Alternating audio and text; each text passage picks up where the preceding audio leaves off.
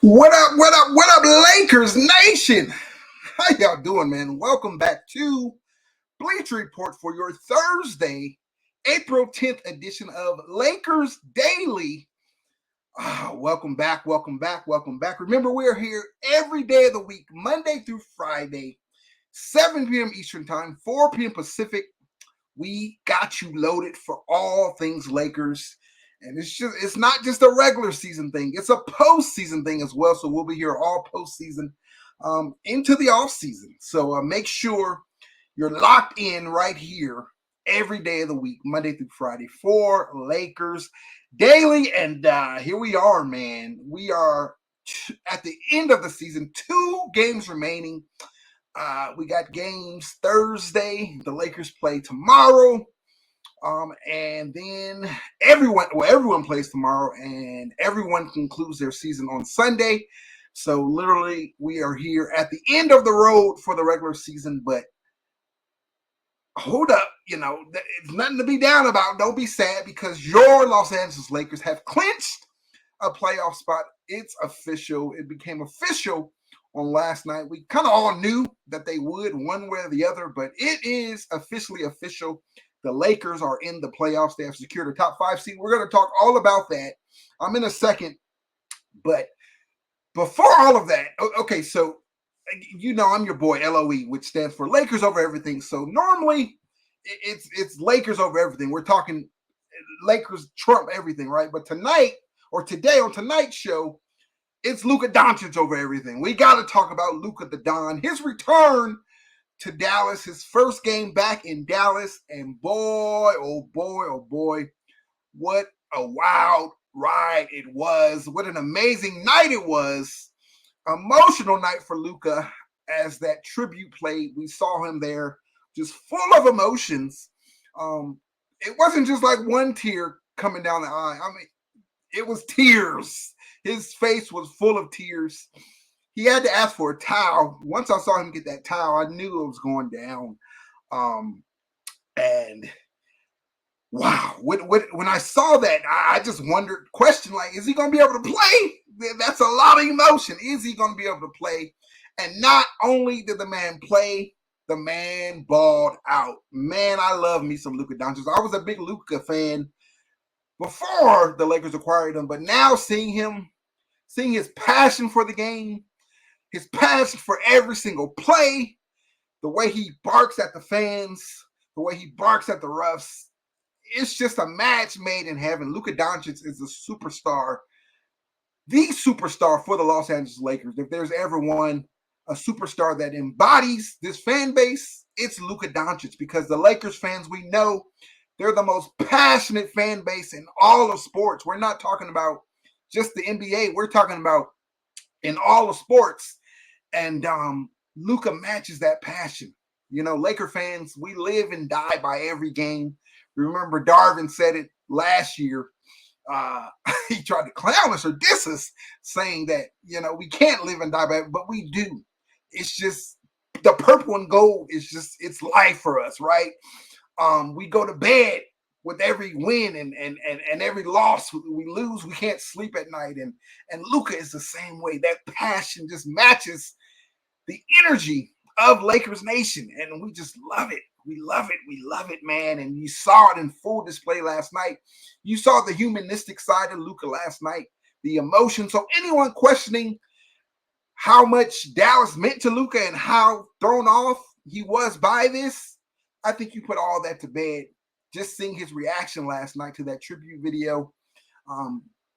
That's the one thing Dallas did get right out of this situation. The trade still makes no sense after last night. That's even crazier. It makes even less sense. And as the Lakers push into these playoffs, as they win each and every round, as they advance to the Western Conference Finals and beat this, almost 70-win OKC team, send them home if they make it. As we beat them and we push into the finals and we face a Boston Celtics team, and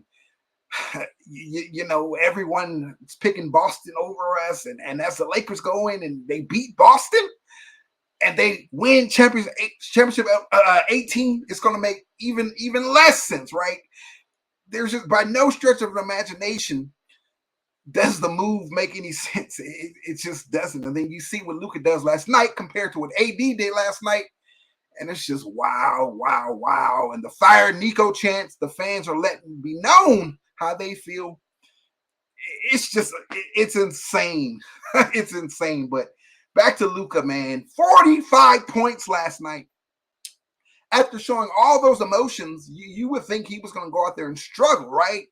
No, he went out there and balled out. We, rewind back to the first game when Dallas came to crypto. Of course, that was without AD. Kyrie did play in that game, but he kind of struggled a bit. It's crazy because his struggle still resulted in a triple-double, right? But it wasn't Luka the Don that we know. But last night, you saw Luka the Don. And again, you saw the humanistic side of Luka. Sometimes we lose track that these guys are humans, that they have emotions. It's one thing to see the passion and the emotions on the court. Him, as I'm watching clips, him cursing out Rudy Gobert and cursing out fans and all that. But to see him cry like that, it's wild, man. So shout out to Luka again. I just think he's the perfect superstar for LA, and we have him, for the next 10 plus years. So it's insane. It's insane. It's insane. And I think Luka, when it's all said and done, he'll go down. Of course, he'll go down as one of the greatest players to ever play the game. I think his resume is already well on its way towards being that. But, when you don the purple and gold, there's different expectations. But I think Luka is going to accomplish, he's going to reach those expectations. He's going to trump those expectations. And I think Luka could become the next greatest Laker of all time, if you will, right? I think he can be up there in consideration when it's all said and done. Of course, it's different. When you draft guys, you draft Magic, you draft Kobe, and you get the 20 plus years of Kobe. It's going to be tough to match that. But, man, I think Luka's going to be up there. I really do. And I'm super pumped, super excited about it. And I still struggle with it. I think last night it finally hit me. I still was struggling that this was our reality. But after last night, seeing Luka do what he did against his former team, the triple-double the first time wasn't enough. I had to see him do it on that court, on that floor, and he did it. He came out of the visiting locker room for the first time ever, and he went out there and scored 45 points. And I think then it really hit me. Luka is a Laker. And then his comments after the game, how he said, quote, he said, this is a beautiful city, a beautiful fan base. I love them, but it's time to move on. And when he said that, when I heard that, yeah, it really clicked. Okay, let's do this thing. And what better way to move on than drop 45 and lead, your Lakers, lead your team to the playoffs. The Lakers checked a lot of boxes last night with that win. So as big as the Luka thing was, again, it was a lot for the Lakers. Like I said, we'll talk about all that. But what better way? What better? So it's official. Luka is officially a Laker, man, after last night. And now he's going to push us into the playoffs. And like I said, I think he's going to push us all the way to Larry O'Brien, number 18. And I can't wait, man. It's going to be fun. But again, 45 points last night, 8 rebounds, 6 assists. He could have had many more assists, right? His teammates they didn't make some shots, a few shots, right?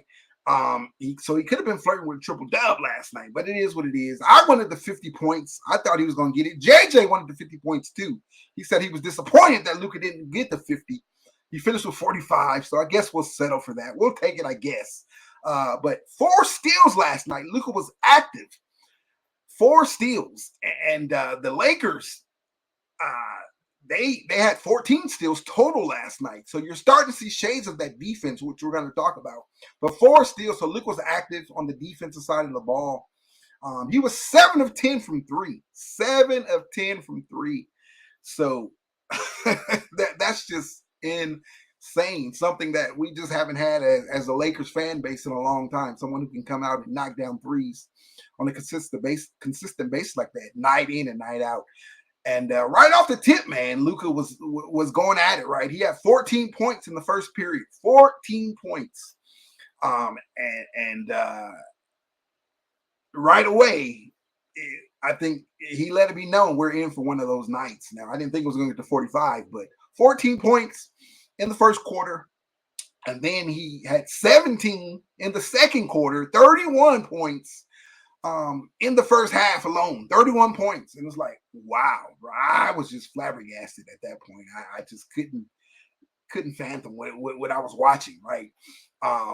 And then he comes again, he finishes with 45. But man, it's just, was this one of the greatest, games against a former opponent, that we've ever witnessed? And we've seen a lot. We've seen LeBron go back to Cleveland, and many others, right? I say LeBron because he's his teammate, of course.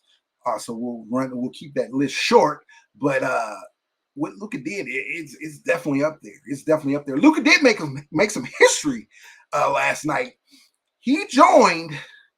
This is some small company. Anytime you're mentioned amongst this man, then you know you're doing something remarkable. So he joined Wilt Chamberlain as the only player in the history of the NBA to score 45 points with one team, and then 45 points, trade, and then 45 points against the other team. So basically, 45. He scored 45 points against the Lakers team, and then 45 points against a Dallas Mavericks team. So insane company that he's in there, and it's just remarkable, man, what we saw last night. It's kind of hard to put into words. Again, I didn't know how he would play, right? You saw AD. This is his first game against the team that he won his only championship with, a team that he probably thought that he was going to retire on. We talk about Luka buying a house. How about that palace, palatial estate that AD built in LA, right? He thought he was going to be a Laker for life. And he kind of, he said that came out of his mouth, right? That not that he thought he would be, but that he wanted to be before the trade or whatever. So you saw his response last night. You saw what he did last night. Only 13 points, 11 rebounds, 6 assists. And then you see what Luka did. So, and again, the emotions are different. This is a team that drafted Luka, right? But still, was still up there for AD because this is the team that he won his championship with, his lone championship with, probably the only championship that he'll ever win. He won it with the Lakers, right? Of course, he was drafted in New Orleans. He played all those years in New Orleans. Lakers went out and got him. And that first year, his first year there, they won a title, right? So I still think there were a lot of emotions on his side of it, right? But of course, yeah, it's pale in comparison to what Luka, returning to Dallas. But just absolutely insane, man. Absolutely insane. And it's crazy because that's what you saw last night is something that this team can really rally around. Every championship team, they have moments that they have to rally around, right? And the Lakers had a lot of adversity. With the trade came a lot of adversity. You got rid of AD. You brought in Luka. So there was a lot of adversity. I've said that before. Teams deal with a lot of adversity, but there's things that you can rally around as well. And you have to see how you respond to that adversity. And, so this could be the way the Lakers had Luka's back last night, even from the jump in the pregame. They said they wanted to go out. LeBron said he wanted to go out and get this W for Luka. And all his teammates echoed that same sentiment. And you saw it on the court. You saw LeBron close that thing last night. There was no way LeBron was letting Luka walk off that court without a victory. He put his head down and he went to work in that fourth quarter last night, LeBron did, and closed this thing, right? Luka had the big first half. You could tell in the second half he's a little tired. He didn't score as many points, but he was still affecting the game. And again, LeBron closed it, and the rest of his teammates. You saw it on the sideline when Luka got his ovation, when JJ called the time, or they fouled to bring him out so he could get a standing ovation. You saw his teammates. They're there cheering the crowd on, like telling them to come on, get louder, get hype, And it was just crazy, man. All night, you saw the fan base cheer for Luka, and I just don't recall when the last time. again, I have to go back and watch LeBron's first return back to Cleveland. Um, but he was kind of the villain, right? When he went to Miami, he was kind of a villain. but I have to go back and watch those clips. But just all night long, they cheered for Luka. Every time he touched the ball, every time he scored the ball, they cheered and cheered and cheered. Every time someone went to the free throw line, they fire Nico.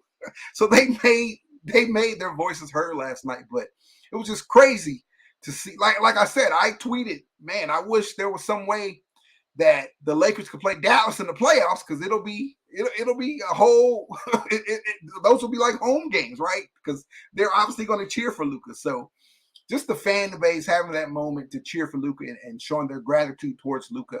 And Luka, he was very receptive of it all.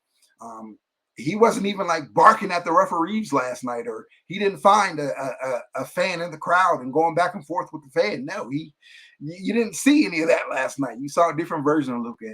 And again, I just love it, man. So final remarks on it. It was just something beautiful to watch. And like I said, this team can rally around that and rally around that moment and push to the chat. They needed that moment last night because, again, when you look at the contenders, the Lakers are already behind the 8 ball just because they haven't had as many games together as everyone else. As wild as it's been, as much as it's been, it seems like it's been a long time. It has only been a few months. That happened February 1st. It's only been a few months since the Luka trade went down. So that being said, they just haven't had a ton of basketball together to play together, right? So they're behind the 8 ball when you look at the contenders. When you look at OKC, they've been building this thing, right? They added a few additions over the summer, big additions in Caruso and Hartenstein, but the rest of those guys been there. You look at Boston, they've been there. They've been together. You look at Cleveland, that group's been together. I think those are the top 3 contenders, if you will, and the Lakers the 4th team, right? You even look at Golden State. Their nucleus, for the most part, has been together, right? Of course, they added Jimmy. That drastically changed that team. Denver, Jokic and MPJ and Aaron Gordon, Jamal Murray, those guys have been together. They've lost some pieces, but for the most part, they've been together, right? So the Lakers have been behind the 8 ball with that. So a moment like last night again, that's something that they can really rally around. You go back to 2020, the last championship the Lakers won, they had a big rallying moment, right? It was not the one we really want to talk about or bring up, but the death of Kobe and Gianna and all those lives that were lost, they really rallied around that. That was their rallying thing, right? That was the adversity that they dealt with, and they rallied together around that. And then, of course, the pandemic, all that, they kind of even had to rally around together even more because it was literally just them. And they used that, and it fueled their fire to win the title. And again, I think that was the most difficult year in the existence for any team. So I just have so much respect for that championship. But same thing here, to a lesser degree. It's not death and the pandemic and all that, but still, it was still a major thing. You give up AD, you acquire Luka, the impact that it had on Luka. And again, I believe this team can rally around that and add fuel to the fire. Now, there's still work to do. You still got to beat some good opponents. You still got to play some good basketball, but you get what I'm saying. Now, so again, shout out to Luka Doncic, man. And I think playoff Luka, I think we're starting to slowly see it activated. Something that over these last couple of games, and again, you saw it last night, something that the Lakers have struggled with was these switchy teams, right? These teams that switch a lot, these athletic teams that can switch. For some reason, they've struggled against it, right? And Luka couldn't, with some of these bigs in particular, Luka just couldn't get around them when he was out there with them on the island. But you're starting to see that shift a little bit. You saw it against Hartenstein. You saw what Luka did against Hartenstein in that series, right? And then, of course, last night you saw it last night against Lively, against Gafford, and against AD. All 3 of those bigs, right? Luka was kind of cooking them. Even AD, he cooked AD a little bit, right? But from the jump, you saw Derek Lively come out there, and Luka, sauced them up real fast, right? So you're starting to see that. You're starting to see the Lakers finally, figure out how to beat these switchy teams, these athletic switchy teams. So again, they're starting again. I said it, how great this offense could be, and you're starting to see shades of that, right? And again, I just think they're going to be a matchup problem. I don't think there's anyone in the Western Conference that can really match up against the Lakers offense when it's at its peak. And you saw it again, like you saw Rui last night. He returned to the lineup, and you saw how good he was. DFS, you've seen how good he's been as of late. So when those guys are balling, when they're knocking down their shots and everything, I just don't see a defense slowing down this offense, in particularly here in the Western Conference. Over there in Boston, I think they got a little something, so we'll see.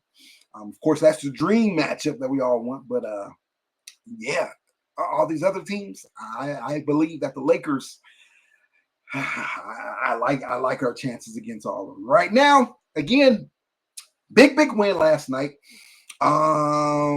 They held the Dallas Mavericks to only 97 points, 112-97 victory, only 97 points. And you saw on Sunday, they held OKC to only 98 points. So you're starting to see that defense. You're starting to see that defense rear its ugly head again, right? In this respect, ugly is good when we're talking about this Lakers defense. You're starting to see that again. We talked about it. I still believe, even through all those struggles, I still believe that defense was there. When you play that high level of a defense and you play that good of a defense, that just doesn't come in phases, right? It's not fluke. Like with shooting, sometimes you get lucky, right? And you go on a heater, and then you get to the playoffs, that stuff dries up. But defense, if you're a good team defensively, during the regular season or for stretches during the regular season, then that tends to transfer over into the postseason, if you will. And again, I always said I thought that defense was still there. It was just that defense it requires a lot. It requires you got to be locked in, and it's just hard to lock in for that long of a period. But we've seen them do it for 2 months, and then you start having the injuries. And that just kind of got the best of him, right? In particular to LeBron, because LeBron has been the anchor of that defense. He's been the captain of that defense. He's been AD for us, right? Of course, not the rim protector, all that, but I'm talking about AD in regards to the one that communicates the defense, calls everything out, puts everyone in position. He's been the captain of that defense, the center of that defense, if you will, right? And as LeBron's gotten healthy, even last night, you saw it last night. Now, last night in the first half, the defense wasn't the best. But in that third quarter, it was like LeBron went into that locker room and he said, hey, we got to fix that. Let's fix that. And you kind of saw it in that third quarter. That third quarter, the defense in that third quarter was remarkable. The defense in that the whole second half last night was amazing, right? And it all started with LeBron. So you got to give credit to him, and we're only going to go as far as he takes us on the defensive side of the ball, right? And but again, I think you saw it. You're starting to see shades of it. I think when you look at the last 3 games, I think the second half of that OKC game, well, really the whole game, that OKC game, but in particular the second half. Even the second half of the second OKC game, and then the second half of last night. Again, the whole game, that Sunday game against OKC, I think you saw defense that entire game. The second half of the last OKC game, and then the second half of last night. So you're talking what? That's four out of the last 6 halves. You kind of saw that defense. The good defense that this team can play. So again, it's there. And of course, they're going to have to carry that over to the playoffs. And when you get into the playoffs, I think it's a lot easier to play defense because things just slow down. That's just the nature of what the playoffs are. That transition and all that stuff, because they care so much about winning. Everyone's locked in. Those transition buckets and stuff, all that kind of slows down, and it's more half court, if you will, right? And it's more matchups, if you will. And when the Lakers can do that, when they're not having a run and all that, when they're able to get back and set their defense, I think it's going to be a lot better. So it's just remarkable to see that defense reemerge, if you will, right? And I think the more we get into the playoffs, the more time you have. I think you're going to see it again with the IQ of JJ, with the IQ of LeBron, the IQ of Austin, even Luka, right? When you give those guys time and you're in a series, yeah, I'm very excited about that. I'm very excited about the offense side of things, but I'm even more excited about the defensive side of things. So I think that defense is going to do its thing. So the Lakers did clinch a playoff spot last night. When I say playoff spot, I mean not a play-in. For the first time since 2021, the 2021 season, the Lakers are not in the play-in. Remember, the first year of the play-in, the Lakers were in it, and they've kind of been there every year since with LeBron and AD. But for the first time since 2021, no play-in for the Lakers. So, which means they're top 6 seed. They're actually a top 5th seed. When you factor in tiebreakers and all that, the Lakers will finish no lower than 5th right now. I think we'll finish a lot higher than that, which we'll talk about, but they're officially a top 5 seed. So shout out to the Lakers. They're no play-in this time, and that's going to benefit this team tremendously because they can rest. They can rest. You go back since March 1st, the Lakers have played a lot of ball games. Everyone has. The schedules have been brutal on everyone, but they've been a little worse for the Lakers because the Lakers had all those games to make up, those makeup games, right? That they had to, with the LA Wildfires and all that stuff. But they've played, 22, 23 or something like that games since March 1st. So they've played a lot of basketball. Even this stretch, coming off this stretch, they played, 3 games in 4 nights. So it's been crazy, including that weird back-to-back with OKC, not back-to-back night to night, but games back-to-back. So it's been crazy. So now the Lakers can officially rest. They can rest, because they'll get a legit week off, a full week off before their first round matchup, since they don't have to play in game. I believe the play-in starts on Tuesday, Wednesday, maybe. And then the Lakers won't play their first round matchup, won't begin until next weekend, right? So they'll have all of that time off. So rest. And if the Lakers go and take care of business tomorrow night against Houston, then they can rest guys on Sunday and they'll get even more time off. You go beat Houston tomorrow night, or Houston's coming to us. So you beat Houston tomorrow night, they get the whole weekend off, and then they'll get that whole week off, right? So it's a beautiful thing. And speaking of Houston, so this is what it is. If the Lakers win one of their next 2 games, their final 2 games, just win one of them, Houston tomorrow or on Sunday, they finish things up in Portland. Win one of those games, and they're the 3 seed. They lock up the 3 seed again. Right now, they're top 5 seed. They secure that, no play-in, but we want the 3 seed. Because with the 3 seed, 2 things. You get a first-round playoff matchup, which is huge, right? And you're also on the opposite side of the bracket of OKC. We want to push OKC out as far as possible because I think OKC is going to get upset. Me personally, right? If they draw Golden State or someone in the second round, I think they're going to get beat. But we'll let that play out. But you're on the opposite side of the bracket as OKC, which means you won't play OKC until the conference finals, right?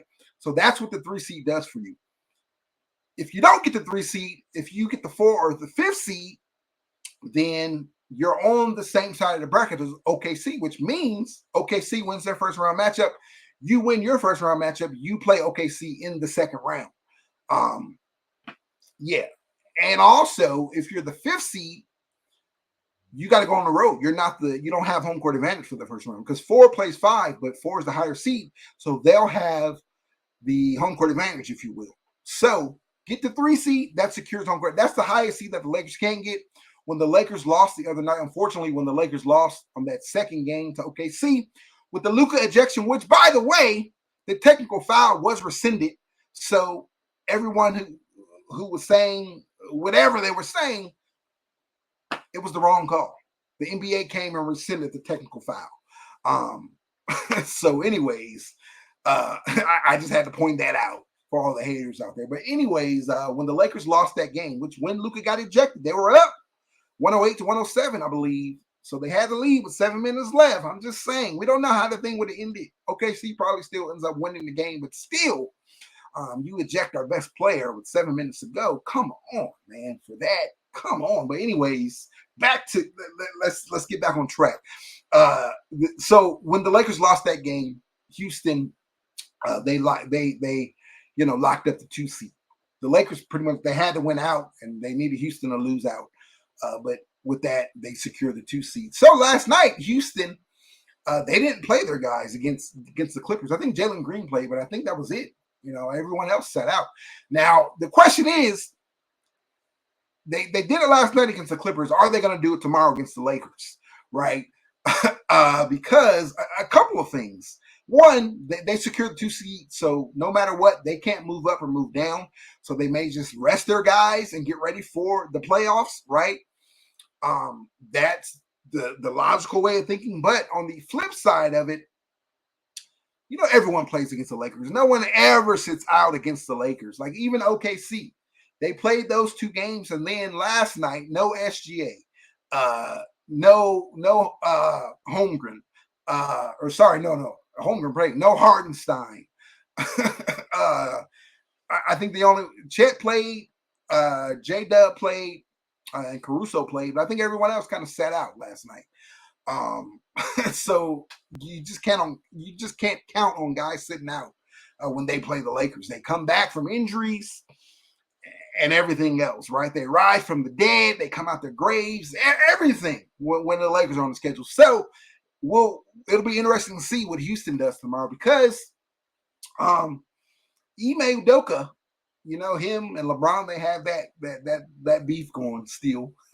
So he might just want to play their guys, right? Again, the logical thing to do from one aspect of it is just to rest their guys, just sit them and get ready for the playoffs. But on the flip side of it too, you got to look at it standings wise, right? So again, they're 2, the Lakers are 3. So if things remain that way, if they're 2, the Lakers are 3, Houston wins their first round matchup. The Lakers, of course, will win our first round matchup. Then guess what? We meet up in the second round. The second round is 2 versus 3. So it'll be us versus Houston in the second round. Now, with that logic, Houston may not want to see us in the second round. They may want to kick us on that other side of the bracket. Remember, we just talked about it. 2 and 3, they're on the opposite side of the bracket as OKC. 4 and 5, they're on the same bracket as OKC. So if Houston can beat us, if they play their guys, they may go all out trying to play us to beat us, to send us on that other side of the bracket. So that way they don't have to see us until the conference finals if they get there, if both teams get there, right? So there's that thinking also. Now, it's not entirely up to Houston. They can beat us, and then the Lakers will have opportunity to beat Portland on Sunday, and then that negates all that. Again, they just have to win one of the last 2. So, but still, Houston may try to do their part, and hey, so we'll see. We'll see how it all goes down tomorrow night. If they'll rest their guys or if they'll go for it and try to play their guys. We will see. But that's what's at stake tomorrow. So tomorrow's a huge game.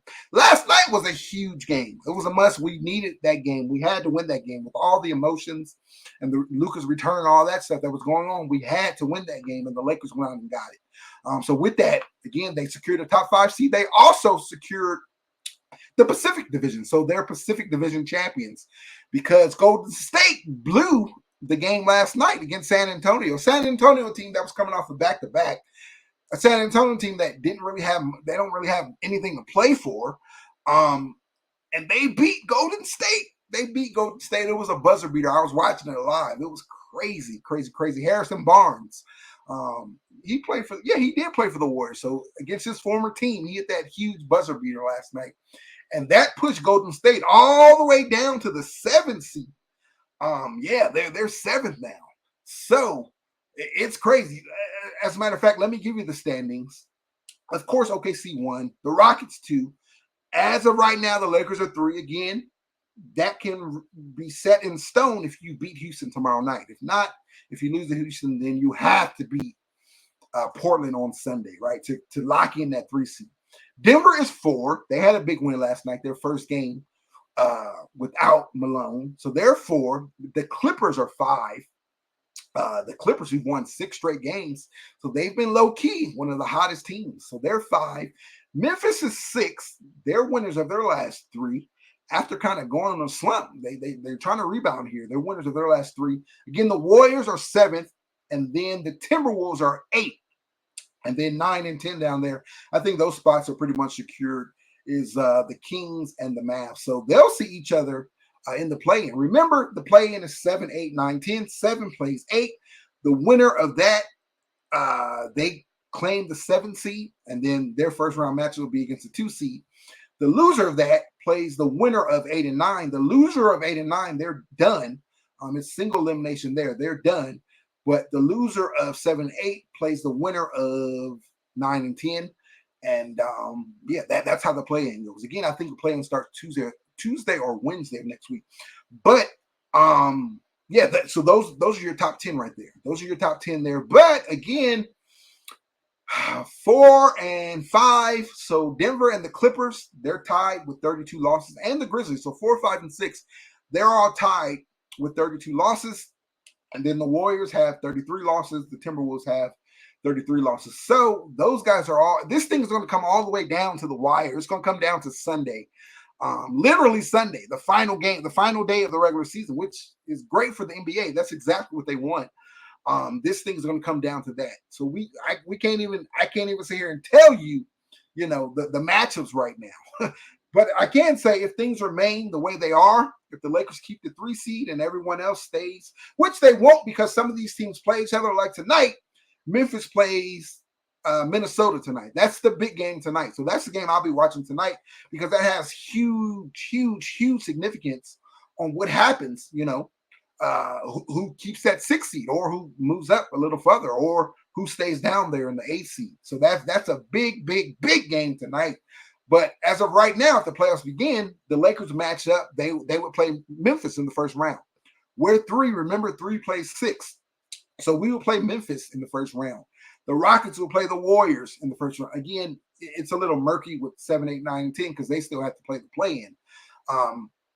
But let's say the Warriors played in the play-in game they won, they would remain 7. They would play the Rockets in the first round, which is crazy, right? That's crazy. Because that game there, we could easily see the Warriors winning that series. We really could, So the Rockets versus Warriors, teams don't want the Warriors down there. They don't. Now, what if the Warriors drop to 8th and they play OKC in the first? Could OKC be going home in the first round? I think it's a legit possibility. Oh man, I didn't even look at that. And it's not just OKC and the Rockets that have to worry about the Warriors. The Lakers too. If the Warriors climb up to that 6 seed, which again, if Minnesota beats the Grizzlies tonight, then yeah, the Warriors do climb up. So if they climb up to that 6 seed, then the Lakers are playing the Warriors in the first one. So man, this thing is going to be tight. It's going to be tight. It's going to be tight. It's going to be a wild ride this weekend. Man, you talk about the wild, wild west, baby. Woo! This thing is going to be good, man. And I think that continues all the way into the playoffs. But that could be a potential first-round matchup. Lakers-Warriors. We'll see. But right now, the way things are looking, if things ended today, again, which all this is going to change, but if things ended today, then, it will be Lakers versus Grizzlies.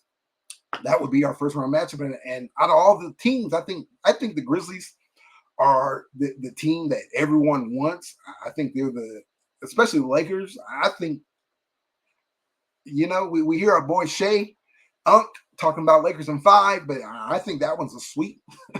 Memphis. I think we sweep Memphis.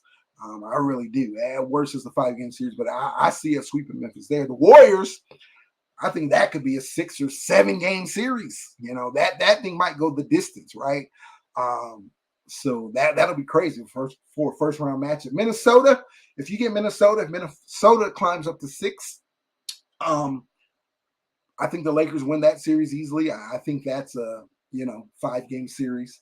Of course, you got Ant there, but they don't have an answer for Luka. Their perimeter defenders, those guys can't guard Luka. So Yeah, they got Ant. The X factor for them is Julius Randle. If Julius Randle's making his shots, if Julius Randle can make those threes and his mid range game is going and all that, then that could be fun. I think they can upset someone, but I don't think they'll upset the Lakers. I can even see them upsetting OKC if they remain the A seed and they play OKC in the first round. I could see them upsetting OKC. So again next week and then you got the Clippers. What if the Clippers fall down to 6 and you get 3-6 with that? That'll be Battle of LA. The Battle of LA we've been waiting to see since Kawhi got here and LeBron got here in 19 and 20, right? We've been waiting to see that matchup. The Clippers in the bubble, they lost. They blew that 3-1 lead to Denver. And they got eliminated. So we just haven't had that, but we could finally get it this year. We can finally get that matchup this year. And if we do, the interesting thing about that is there's no travel. The travel just is driving from downtown to Inglewood. that's the travel there, right? So that benefits both parties, right? But I think it benefits the Lakers even more when you got a 40-year-old LeBron James. But everyone gets to sleep in their bed. So that'll be an interesting first round matchup, just based off of that. And there's a lot of detail, a lot of chapters into that series, right? So that'll be a fun series. So again, I can't tell you who we're going to face. Next on Tuesday, we'll be able to tell you, especially if the Lakers. That's the thing too. That's the benefit of the 3 seed as opposed to the 2 seed. If you're locked in for the 3 seed, Sunday, everybody plays. On Sunday, everybody plays. So in the morning, all the Eastern Conference teams play at the exact same time. And then right after that, a couple hours after that, all the Western teams play at the exact same time. So everyone plays at the same time in the conferences. So there's no benefits. You can't that they lost, so we can rest our guys, or they won, so we got to go all in. No, it's all played at the same time. So I love that. It's doomsday, if you will. For the NBA, the final game of the season. So that's the benefit of the 3 seed. By Sunday afternoon, Sunday night, you know who you're going to play. You know who's locked in at that 6 seed, and you know who you're going to play. When you're the 2 seed, the 1 or the 2 seed, you don't have that advantage. You have to wait and see the result of the play-in tournament. So there's something there. Being the 3 seed, you could get your preparation and stuff rolling out earlier, right? Because you know who you're going to, when you go to bed Sunday night or when you go to dinner Sunday night, you know who you're playing in your first round matchup. Again, that's a benefit that the 3 seed has that the 1 and 2 seed doesn't. So, just something to keep in mind if we indeed claim the 3 seed. But on Tuesday, so next week, we'll know exactly. So next week, Tuesday and Thursday, when I'm here with you guys, we'll really dive into matchups because, again, we'll know who we're playing. So it's hard because right now it could be one of any of these teams, one of 4 teams. It could be Denver, it could be the Clippers, it could be Memphis, it could be the Warriors, or it could be Minnesota. It could be one of 5 teams right now. We just won't know until Sunday, right? And then again, the Lakers have to take care of business tomorrow too. They need to win tomorrow. That way they can rest everyone on Sunday. And we're good to go. I think that's it. I think that's all we got for you for today. Again, we are Pacific Division champions, 49 wins on the season. So also getting that win tomorrow or against Portland on Sunday, that'll be our 50th win. So JJ, shout out to that, man. How about as a rookie coach, first time coach, period, on any level, he notches 50 wins. How big would that be? How major would that be? That's definitely coach of the year consideration worthy, right? But I personally don't think he'll get it just because of what they did in Cleveland, what they did in Detroit. One of those guys will get it, but JJ has to be up there. I think he has to be third on the list after those two.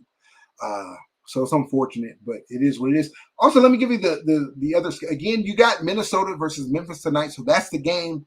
Lakers Nation, we all need to have our eyes glued on that game or our ear attentive to what's going on in that one, because that definitely shapes, it definitely shapes things out a bit as who will play, who we could be playing, right? So you look at Minnesota's, or this is the Grizzlies. You got the Grizzlies schedule. They play Minnesota tonight. It's in Memphis, so they have that advantage. And then tomorrow they have a back-to-back. Tomorrow they go to Denver, so they play Denver tomorrow.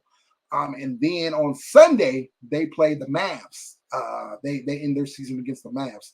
So they got 3 difficult games. The Mavs, I still think that they can. Again, they're locked in at that 9 and 10 play-in game. But I still think that there's a slight possibility they have to win out. They need Sacramento to lose, that they can become the 9th seed there. I don't think Sacramento, because Sacramento lost last night. If they won last night, then they would have secured the 9th seed, but they lost to Denver. So yeah, the Dallas still has a chance to get the 9th seed. So they still have a chance to jump Sacramento, which means that 9-10 playing game will be in Dallas as opposed to Sacramento. Obviously, who's ever the 9th seed, they'll get the play. They'll get the play in home game, right? So Dallas still has something to play for. So again, Memphis, they have a difficult schedule. What's this? This is the Nuggets schedule. They play the Kings. This isn't right. They played the Kings last night. Hold on, let me catch my bearings here. I'm trying to pull up the Nuggets schedule. Anyway, their final 2 games are against the Grizzlies tomorrow. Yeah, they play the Grizzlies tomorrow. And then on Sunday, they play the Rockets. Again, that Sunday game, for sure, I think the Rockets rest their guys. Again, I don't think they rest their guys tomorrow against us, but I think for sure they rest their guys on Sunday, which means Denver, I think Denver finishes at that 4th seed. I think they beat Memphis. I don't know. That's a tough one, but it is at home. But if I had to put my money on, I think they win out. They beat Memphis, and then they'll beat Houston on Sunday, which Houston's resting. They're resting their guys, and they secure the 4th seed. I think that's how things play out for them, which means they'll play the 5 seed, whoever's 5. You look at the Warriors schedule. So the Warriors, they have 2 games remaining. Terrible loss last night again. But they play the Blazers tomorrow, and then they play the Clippers on Sunday. So that Sunday game is big against the Clippers. That's a big one right there. And then you look at the Clippers schedule, the Timberwolves schedule. Again, we talked about it. They play Memphis tonight, and then they play Brooklyn tomorrow, and then they have the easiest schedule. So their big game is tonight. And then they lost last night or the night before. They blew that lead against Milwaukee. They could have had the 4 seed locked up. They blew a 20-something point lead to Milwaukee, that's insane. But they had that thing locked up. But now they have to go into Memphis and beat Memphis. Then after that, they play Brooklyn and Utah, both at home in Minnesota. So, yeah, they might run the table there. So we'll see. And then the Clippers, I didn't have the Clippers. I didn't pull up the Clippers schedule, but I'll have it for you later. But yeah, that's it, man. That is it. Really fast. The Lakers deadline. I think we're starting to see the rotation, the playoff rotation that the Lakers are going to play. You saw last night that death 5-man lineup, if you will. The 5-man death lineup of LeBron, Luka, Austin, Rui, and DFS. You saw that lineup heavy last night. Obviously, that's the Lakers, the lineup that they're going to go with. They're going to play small. Of course, Jackson, he started the game out. He started the second half, but he only played 14 minutes last night. So that 5-man lineup, Rui played 38 minutes. So I guess it's safe to say he's off that minutes restriction, right? It's 38 minutes. He didn't play any back-to-backs, but the good thing is there's no more back-to-backs. The Lakers are finally done with the back-to-backs. Finally. Back-to-backs, they don't exist in the playoffs, so we're good. So Rui, 38 minutes. LeBron played 36 minutes. Luka played 38 minutes. AR played 38 minutes. And DFS played 33 minutes. So that lineup played heavy minutes last night. I think that's what you're going to see carried, continue. That's the lineup you're going to see, the rotation that you're going to see in the playoffs. And then, of course, it was an 8-man rotation for the most part. Hayes played 14 minutes. Vandal played 13 minutes. And Gabe played 17 minutes. Now, Jordan Goodwin, he played 9 minutes last night, but a couple of those minutes were in garbage time with Bronny and Jemison and all those guys. Like real minutes, he played like a real 7 minutes, if you will, around 6 or 7 minutes, if you will. So his minutes kind of shrink down a little bit. So it looks like JJ's tightening up those rotations.